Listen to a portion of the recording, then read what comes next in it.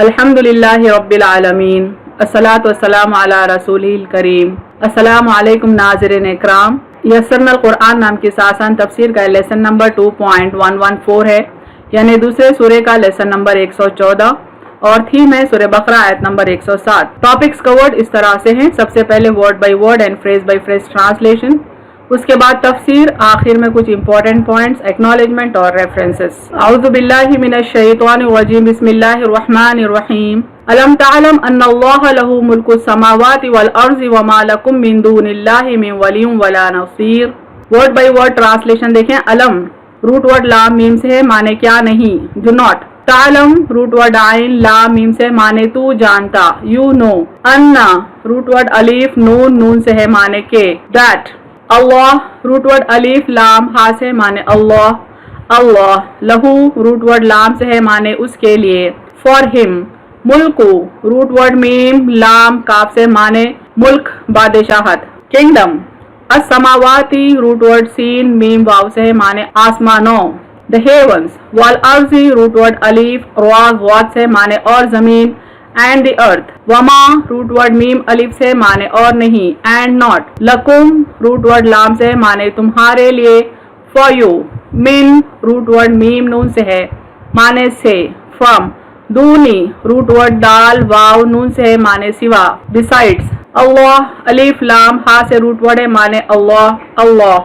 मिन root word meme नून से, माने से, एनी। वलियिन रूट वर्ड वाव लाम या से, माने हामी, प्रोटेक्टर, पैटर्न या फ्रेंड। वला रूट वर्ड लाम अलीफ से है, माने और नहीं, एंड नॉट। नसीरिन रूट वर्ड नून स्वाद रॉ से, माने मददगार, helper. Phrase by phrase translation देखें उर्दू में। अलम तालम अन्नल्लाह, क्या तू नहीं जानता कि अल्लाह, लहू मुल्कुस समावाति वल अर्ज़ी, उसी के लिए बादशाहत है आसमान और जमीन की।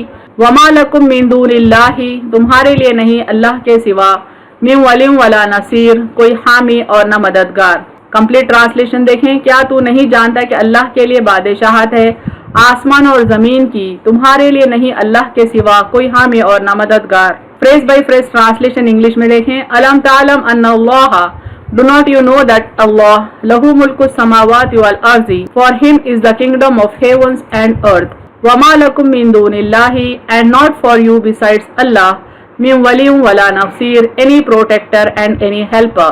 कंप्लीट ट्रांसलेशन देखें। Do not you know that for अल्लाह is the kingdom of heavens and earth, and not for you besides अल्लाह, any protector and any helper. तशरीह कलिमात यानी इंटरप्रिटेशन ऑफ वर्ड्स देखें। मुल्कु यानी बादशाह, हुक्मरान, ज़ेर दस्त चीज को बतौर मालिक इस्तेमाल करना मुल्क, और फख्त ज़ेर तसर्रुफ रखना मिल्क कहलाता है। यानी कोई चीज हमारी अगर कस्टडी में है तो उसको हम मिल्क कहेंगे, हमारी मिल्कियत में है कहेंगे, और अगर हम अपने इस्तेमाल में रखते हैं तो उसको अपना मुल्क कहेंगे। लिहाजा हर मिल्क मुल्क नहीं है, लेकिन हर मुल्क को मिल्क कहा जा सकता है। वली विलायत से माखूज है, यानी विलायत से डिराइव किया हुआ है। विलायतन से मुराद है नुसरत यानी कामयाबी, और वलायतन से मुराद है गलबा। यहाँ देखिए वाव पे ज़बर है, अगर ये वलायतन हम पढ़ते हैं तो इससे मुराद है गलबा यानी डोमिनेशन, इख्तिदार, आखा, सरपरस्त, हुकूमत के मानों में आता है। नेज वली दोस्त, नासिर और रफीक के माने में भी इस्तेमाल होता है, यानी वली के एक कॉमन मीनिंग है दोस्त, फ्रेंड। नासिर यानी मददगार, मदद करने वाला। ये एक आयत यानी सूरह बकरा की आयत नंबर 107 इन कंटिन्यूएशन है सूरह बकरा की आयत नंबर 106 के साथ। तो दोनों आयतों के ट्रांसलेशन को हम इन कंटिन्यूएशन पढ़ेंगे। कोई आयत जो हम मनसूख करते हैं या उसे भुला देते हैं तो ले आते हैं उससे बेहतर या उसके मिसल। क्या तू नहीं जानता कि अल्लाह हर चीज पर कादिर है। क्या तू नहीं जानता कि अल्लाह के लिए बादशाहत है आसमान और जमीन की, तुम्हारे लिए नहीं अल्लाह के सिवा कोई हामी और न मददगार। शान नुज़ूल देखें। यहूद सादालू मुसलमानों के ईमान को मुतज़लज़ल करने के लिए तरह तरह के शुबहात पेश करते थे, यानी जो बंदे ईमान ला लिए थे उनको ईमान से हटाने के लिए यहूद अजीब व गरीब किस्म के डाउट्स क्रिएट करने की कोशिश करते थे इस्लाम के बारे में, कुरान के बारे में, मोहम्मद सल्लल्लाहु अलैहि वसल्लम के बारे में। उनमें से एक ये था, यानी वो डाउट जो क्रिएट करते थे वो लोग, उनमें एक ये था कि कुरान आज एक हुक्म देता है, कल उसे बदल देता है और एक दूसरे हुक्म पर अमल करने के लिए कहा जाता है। ऐसा करना अल्लाह के शान नहीं, इसलिए कुरान अल्लाह का कलाम ही नहीं है। یعنی مسلمانوں کو قرآن سے بدزن کرنے کے لیے، محمد صلی اللہ علیہ وسلم سے بدزن کرنے کے لیے انہوں نے یہ بات پھیلانی شروع کی کہ قرآن کے آیات چونکہ منسوخ ہوتے ہیں لہٰذا یہ اللہ کا کلام نہیں، یہ تو انسان کا ڈیرائیو کیا ہوا ہے۔ اس شبے کو رد کرنے کے لیے یہ آیات نازل ہوئی۔ رب کریم کی حکمت ہے کہ اپنے بندوں کی تربیت کے لیے جب جس طرح کے احکامات کی ضرورت محسوس ہو نازل کرے۔ چونکہ اسلام ابھی بنیادی فیز میں تھا، فنڈامنٹلز کی تعلیم دی جا رہی تھی، کئی باتیں ایسی تھیں جو بہت ہی سمپلیفائڈ تھی۔ آگے چل کے جیسا جیسا وقت گزرتا گیا اسلام کے احکامات وسیع تر ہوتے گئے اور کئی باتوں کو منسوخ کر کے نئے احکامات نازل کیے گئے۔ یہ اللہ کی حکمت کے مناسبت سے ہوتا رہا۔ اسی حکمت عملی کے تحت ایک دور میں جب اسلام کی بنیاد ڈالی جا رہی تھی، کچھ احکامات وقتی طور پر دیے گئے تھے۔ جیسے جیسے وقت آگے بڑھتا گیا ویسے ہی تربیت بھی تکمیل کی طرف بڑھتی گئی۔ تب چند احکامات منسوخ کیے گئے اور ایسے احکامات نازل کیے گئے جو تا قیامت قائم رہ سکے۔ یعنی انیشیل فیز میں جو انسٹرکشنز تھے ان میں سے کچھ کو منسوخ کیا اللہ نے اور ان کی جگہ نئے احکامات نازل کیے اور ایسے احکامات جو تا قیامت تک قائم رہ سکیں۔ آخر میں سب معترضین کا منہ بند کرنے کے لیے یہ بھی فرمایا کہ میں قادر مطلق ہوں، جو چاہے کروں، تمہیں اعتراض کا کیا حق ہے۔ یعنی اللہ تعالیٰ اعتراض کرنے والوں کو منہ توڑ جواب دیتا ہے کہ میں ہر چیز پر قادر ہوں، جو مناسب سمجھے وہ فیصلے کروں، تم کو اعتراض کا کیا حق ہوتا ہے۔ تفسیر دیکھتے ہیں آیت کی۔ مخلوق میں تغیر و تبدل کرنے والا، پیدائش اور حکم کا اختیار رکھنے والا ایک اللہ تعالیٰ ہی ہے۔ یعنی بس اللہ ہی ہے جس نے ساری مخلوق کو پیدا کیا اور ان کو حکم دینے کا اختیار بس اللہ تعالیٰ ہی رکھتا ہے، اور ان میں تغیر کرنے کا اختیار، ان میں تبدیلی کرنے کا اختیار بھی اللہ ہی رکھتا ہے۔ جس طرح چاہے بناتا ہے، جسے چاہے نیک بختی دیتا ہے، جسے چاہے بدبختی دیتا ہے۔ انہیں اپنی مخلوق کو جیسے چاہے وہ تخلیق کرتا ہے، جسے چاہے تندرستی دے، جسے چاہے بیماری دے، جسے چاہے توفیق دے، جسے چاہے بے نصیب کر دے۔ یہ بھی اللہ کی حکمتوں پر منحصر ہے کہ کس کو اللہ تعالیٰ صحیح راستہ دکھا دے تو کسی کو صحیح راستے سے دور کر دے۔ بندوں میں جو حکم چاہے جاری کرے، جسے چاہے حلال کرے، جسے چاہے حرام فرما دے، جسے چاہے رخصت دے، جسے چاہے روک دے۔ وہ حاکم مطلق ہے، جیسے چاہے احکام جاری فرمائے، چونکہ وہ حاکم ہے بلکہ حاکم مطلق ہے، یعنی وہ حکم الحاکمین ہے، اس سے بڑا حاکم کوئی نہیں، تو اپنی مناسبت سے اپنی حکمت سے جو حکم چاہے وہ جاری فرمائے۔ کوئی اس کے حکموں کو رد نہیں کر سکتا، جو چاہے کرے، کوئی اس سے باز پرس نہیں کر سکتا۔ یعنی کسی کو یہ حق نہیں، کسی کو یہ ہمت نہیں کہ اللہ سے سوال کرے کہ اس نے ایسا حکم کیوں اتارا۔ وہ بندوں کو آزماتا ہے اور دیکھتا ہے کہ وہ نبیوں اور رسولوں کے کیسے تابعداری کرتے ہیں۔ کسی چیز کا کسی مصلحت کی وجہ سے حکم دیا، پھر کسی مصلحت کی وجہ سے اس حکم کو ہٹا دیا۔ یعنی مصلحت کی بنیاد پر کوئی حکم نازل کرتا ہے تو کوئی دوسری وجہ سے وہ حکم کو منسوخ بھی کر دیتا ہے۔ اب آزمائش ہوتی ہے، نیک لوگ اس وقت بھی اطاعت کے لیے کمر بستہ تھے اور اب بھی ہے۔ یعنی جو بندے اللہ کے حکم کے آگے ہمیشہ سر جھکاتے ہیں وہ کبھی بھی آیت کے منسوخ ہونے سے اللہ کے حکم سے پیچھے نہیں ہٹتے، پہلے جو حکم تھا اس کے مطابق عمل کرتے ہیں اور بعد میں جو نیا حکم آیا تو پھر اس کے مطابق وہ عمل کرتے ہیں۔ لیکن بد باطل لوگ باتیں مناتے ہیں اور ناک منہ چڑھاتے ہیں، حالانکہ تمام مخلوق کو اپنے خالق کی تمام باتیں ماننی چاہیے۔ لیکن جن کے باطن میں کھوٹ ہے، جن کا باطن سیاہ ہے، جو ہمیشہ اللہ کے احکامات میں خامیاں ڈھونڈتے ہیں، ایسے لوگوں کو ہمیشہ ہی موقع رہتا ہے کہ اللہ کی نافرمانی کریں اور ہر حال میں رسول کی پیروی کرنی چاہیے، اور جو وہ کہے اسے دل سے سچا ماننا چاہیے، جو حکم دے بجا لانا چاہیے، جسے روکے رک جانا چاہیے۔ چونکہ اللہ کے رسول صلی اللہ علیہ وسلم بھی اللہ کے حکم سے ہی حکم دیتے ہیں مومن بندوں کو، تو اپنے نبی کا حکم سننا، وہ جس کی اجازت دے اس پر عمل کرنا، وہ جس سے روک دے اسے رک جانا ہمارا فرض بنتا ہے۔ ماضی میں کئی احکامات اللہ نے دیے اور منسوخ ہوئے، ان میں سے چند کا ذکر ابن کثیر نے اپنی تفسیر میں کیا ہے، دیکھیں۔ حضرت آدم علیہ السلام کی بیٹیاں بیٹے آپس میں بھائی بہن ہوتے تھے، لیکن نکاح جائز تھا، پھر اسے حرام کر دیا گیا۔ چونکہ انسانی نسل کو قائم رکھنا تھا تو آدم علیہ السلام کے بیٹے بیٹیوں کو آپس میں نکاح کرنے کی اجازت تھی، اور یہ اجازت بعد میں ختم کر دی گئی، اس کو حرام کر دیا گیا۔ نوح علیہ السلام جب کشتی سے اترے تب تمام حیوانات کا کھانا حلال تھا، لیکن پھر بعض کی حلت منسوخ ہو گئی، چونکہ نوح علیہ السلام کے دور میں ساری دنیا طوفان میں ڈوب چکی تھی۔ جب طوفان تھما، نوح علیہ السلام کی کشتی ایک جگہ رکی ٹکی، جب لوگ باہر آئے تو کھانے پینے کی چیزیں حاصل کرنا محال تھا، تو چند حیوانات کا کھانا وقتی طور پر حلال کیا گیا تھا، لیکن بعد میں ان کو حرام کر دیا گیا۔ دو بہنوں کا نکاح بیک وقت اسرائیل علیہ السلام یعنی یعقوب علیہ السلام اور ان کے اولاد پر حلال تھا، لیکن پھر تورات میں اور اس کے بعد حرام ہو گیا۔ آج بھی اسلام میں ایک وقت میں ایک مسلمان دو بہنوں کے ساتھ نکاح نہیں کر سکتا، دو بہنوں کو بیک وقت نکاح میں نہیں رکھ سکتا، तो यही हुर्मत तौरात में भी है, लेकिन याकूब अलैहिस्सलाम के दौर में इसकी इजाजत थी। इब्राहिम अलैहिस्सलाम को बेटे की कुर्बानी का हुक्म दिया गया, फिर कुर्बान करने से पहले ही मनसूख कर दिया गया।